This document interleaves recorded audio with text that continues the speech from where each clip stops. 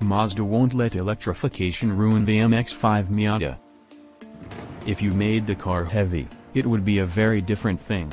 That's the challenge we're up against.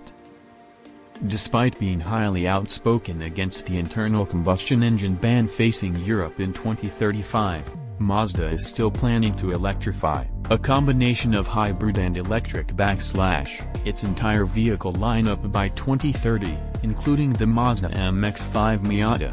This much was confirmed when the automaker stated Mazda is seeking to electrify the MX-5 Miata in an effort to have all models feature a form of electrification by 2030. At the time, Mazda promised it would. Mazda is seeking to electrify the MX-5 Miata in an effort to have all models feature a form of electrification by 2030. But fans of the brand and the sports car have remained scared electrification might ruin the MX-5 as we know it. With those fears in mind, CarBuzz sat down with Dave Coleman, vehicle development engineer at Mazda R&D, to discuss how the shift towards electrification would impact the company's most iconic sports car. Coleman acknowledged everything that makes the Miata great, highlighting what traits are simply non-negotiable, no matter what form the Miata takes. The essence of what makes an MX-5 great is lightweight and practicality, he tells us. It's small, but when I say practicality, I mean you can drive the car every day as long as you're not trying to carry more stuff than will fit in it. The suspension is supple, the fuel economy is great, the drivability in traffic is great, and it's incredibly lightweight. Those are the key pillars that the car is built on. By taking any one of those ingredients out of the equation, Coleman admits it wouldn't be an MX-5 anymore. If you made the car heavy, it would be a very different thing. And if you couldn't get to the mountain roads with enough range left to enjoy them, that would also be a very different thing. That's the challenge that we're up against.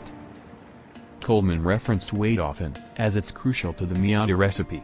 Even the heaviest RF model only weighs 2,403 pounds, which is lighter than the previous NC generation despite the ND having more power and more technology inside. Unfortunately, batteries are heavy, and integrating them into a car with a lightweight ethos such as the Miata will prove difficult. There's a lot of really cool things that you can do with fully electric or electrified powertrains, but the battery mass to do it is a real challenge, admits Coleman. Where's the sweet spot on a sports car, where you have enough range to enjoy it as a sports car, not as a bragging rights track thing, but as an actual driving enjoyment thing in the real world? That's also a real challenge. Luckily, 2035, another date Mazda has tossed about for its commitment to electrification, is soon, but it's not that soon. We have time to sort it out, Coleman joked. I think the important thing is to understand what the key value points of the Miata are: practicality to enjoy the car in the real world and the unique driving experience you get from a lightweight car. Coleman wouldn't delve into future product conversations, but we know the next Miata will be a hybrid.